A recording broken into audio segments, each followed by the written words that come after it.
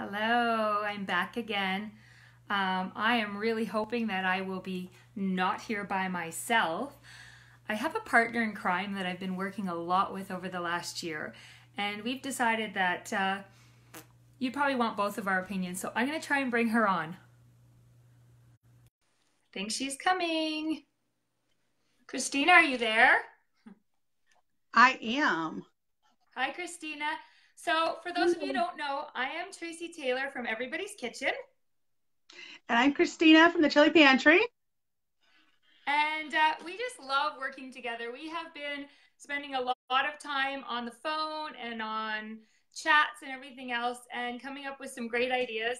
So we're going to share some of those with you today. Right, Christina? Right. Hi, Arlene. Hi, Marilee.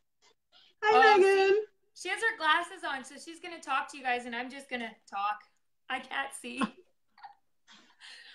That's what happens when you get older. If I put my glasses on, the phone is actually too far away, so I can't even see the phone. So I'm just winging it, really. Yesterday, I told you guys we were going to start doing some lives. I also said that I wanted some ideas on what you wanted to see us do live. So one of my favorite things in the whole world is quinoa. Yours too, right, Christina? No, no, it's not. Not gonna lie. It's not. And you know, that's what's going to make this fun today is we're going to try and find a way to use quinoa that's a little outside the box, a little outside of what people normally do with quinoa, which is either they add water, they add some vegetables, fry it up, add it wherever rice would be or whatever oatmeal would be. But we did something different, didn't we?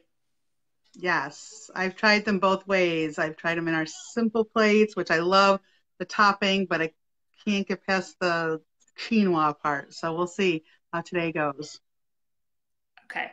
So I don't have a sweet tooth. I'm more of a savory girl. Whereas if you know Christina, you'll know she's all sweet. Of course. So I chose to do the savory. So what I did was I took some of our quinoa. See, this is our quinoa.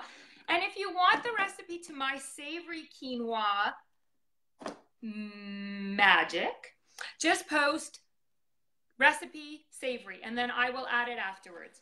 So what I decided to do is I am a big dip person. Anything that you can put a dip on, I would eat. I'm sure I'd eat shoe leather if you put a dip on it.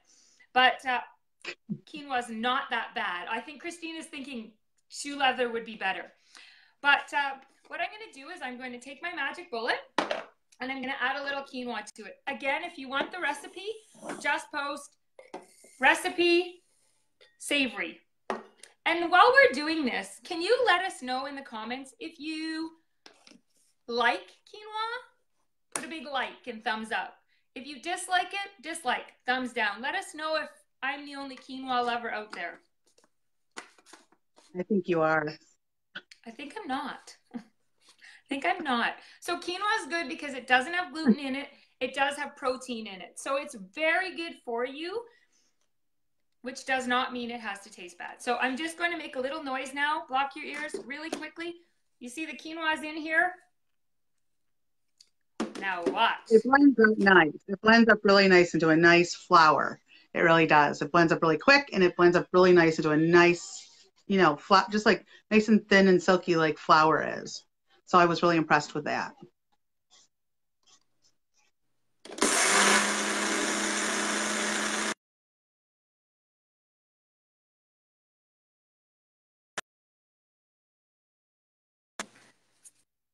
Okay, so that was just a couple seconds, but you see it's almost already very, very, very fine.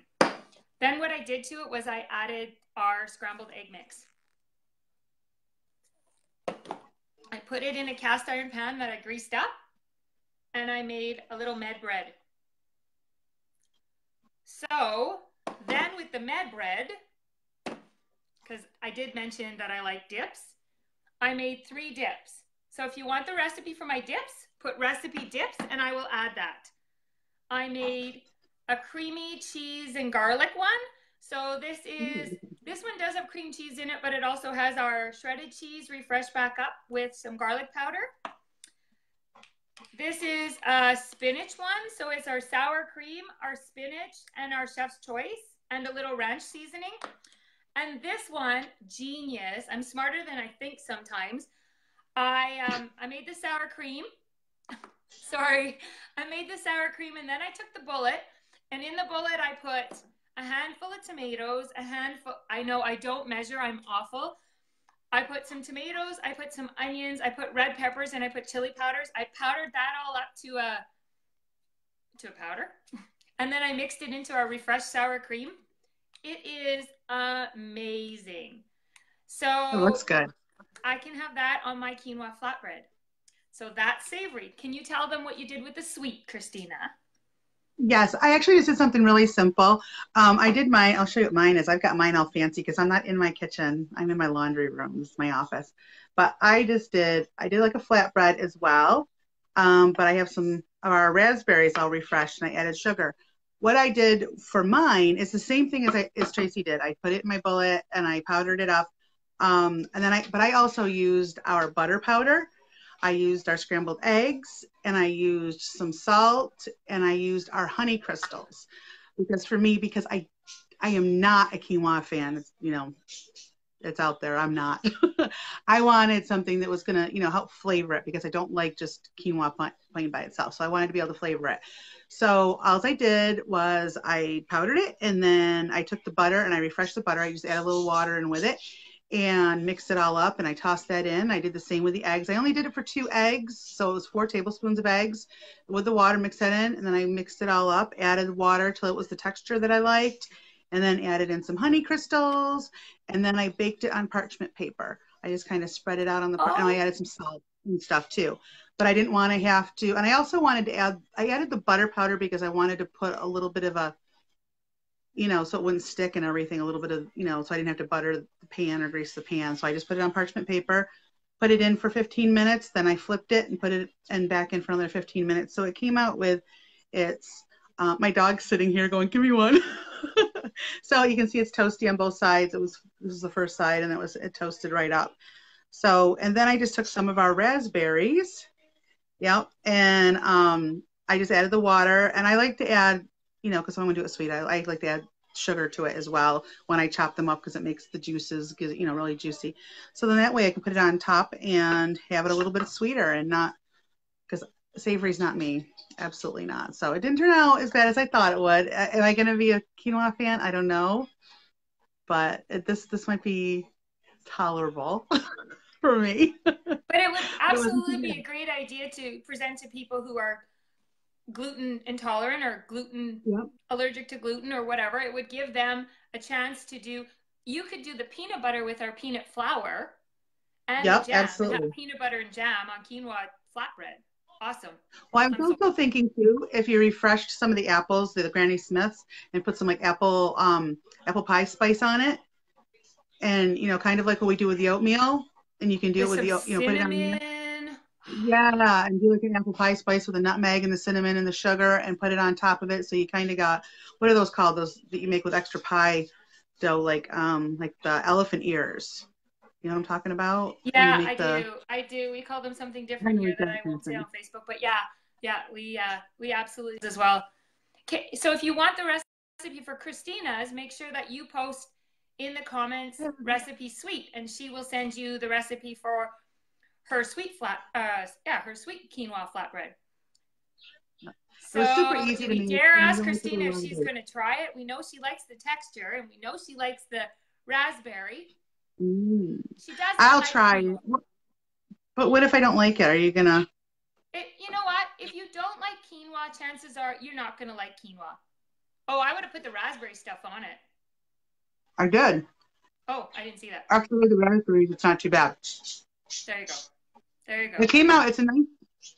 Excuse me. It's a nice cakey. It's a nice cakey bread. I didn't put like the Yeah. Hi Hazel. So it's a nice, but I did spread it out thin when I made it. I spread it out, and so that because I wanted it specifically, but you could probably bake this in like a regular pan and have something that's a little bit thicker, or even take the raspberries instead of refreshing them and putting them on top. I wonder if I like kind of swirl them in it You know, if I Mm. put it in a pan and swirled it, and then the flavor would all be in there, it would make it a little sweeter. Yeah. Because I actually, to be honest, I like it with the raspberries, and I wasn't gonna. I was honestly, I know, I told you. I was like, okay, I'm gonna do quinoa. And she knows I don't like quinoa.